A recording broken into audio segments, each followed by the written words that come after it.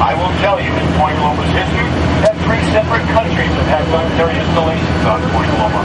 Spain, Mexico, and in 1850, the United States put its first Army base up here, and they called it Fort Rosecrans. And even though everything you see around you today is dominated by the Navy, even Point Loma, that is still called Fort Rosecrans up there, and that's an Army designation. There's rolling down the runway, lifting off right there, see it? There should be another one right behind it. They take off in pairs. There it goes, right behind. Top Gun! Yeah, those are F-18 ones, not F-14. You all see that cross at the top of Point Loma up there? Okay, what that is a military antenna. But I want to use it as a line of demarcation. Everything from that cross north, and that one is north, is all single-family private homes. Everything from that cross south, all the way to the tip of Point Loma, is military. Nobody living there unless they're in a military barracks or military housing or something. All right, I'll try to point out some of the birds. These sea lions a little farther down the baby seat here. This small white bird right in the front here is called a snowy egret or golden slipper. If you look at his feet, they're yellow, hence the golden slipper. Now, the large white bird that just flew in, that is a common egret, California brown pelican. Now, these blackbirds right here are called cormorants, and they're related to the loon. Now, also, these are the baby receivers that are literally tons of anchovies and sardines.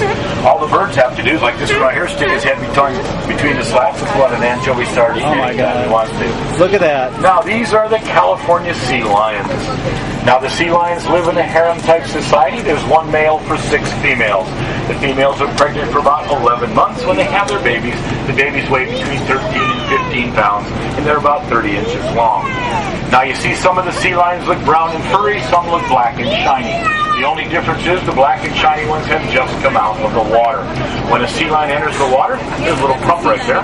When a sea lion enters the water, their body secretes an oil which slicks down their fur, makes them some of the fastest swimming mammals in the water at 25 miles per hour.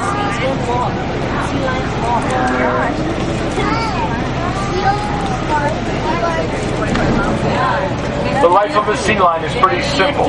They eat till they're tired, they sleep till they're hungry. Wow, look at that.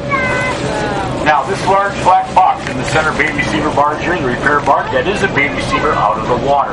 Now, that's what we're looking at with the animals laying right on the very top, and that whole thing is in the water, holding literally tons of anchovies and sardines. Now, we were out here one weekend when they were dumping the anchovies in here, and in one dump, they dumped 8 tons of anchovies in these baby receivers. Here's our greeter. Sing.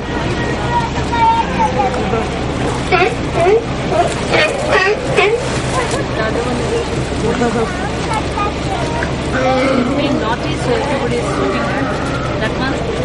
That one is naughty, so everybody is looking. That's beautiful animals.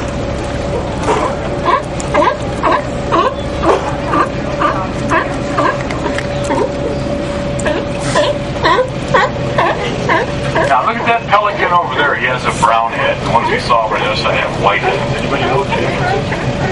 The brown-headed ones are juveniles. They only get to be white-headed when they become mature adults and have daughters. Now, as we get past these 2 piers here, we're going to be alongside another dolphin pen. We'll be a little closer. Might have a little better chance of seeing a dolphin at that point. Now, these 2 piers here, piers that Scripps Institute uses.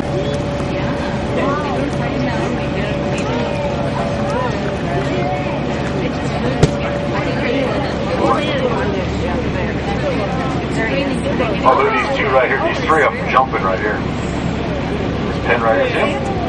Right there. It says 28.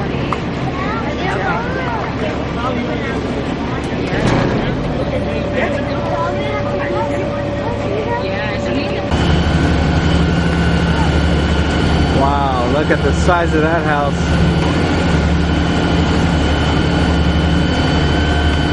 $1 million. These rocks right here, this is the end of the Shelter Island. That goes to 1 mile long. This is the 1 mile mark of Shelter Island. all done by the dredge of the bay. Well, here's the end of our on the water tour, and here are the same pelicans greeting us back.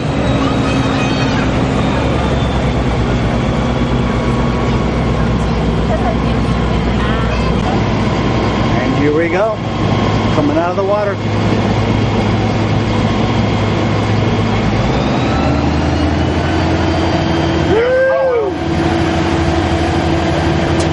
Back wheel.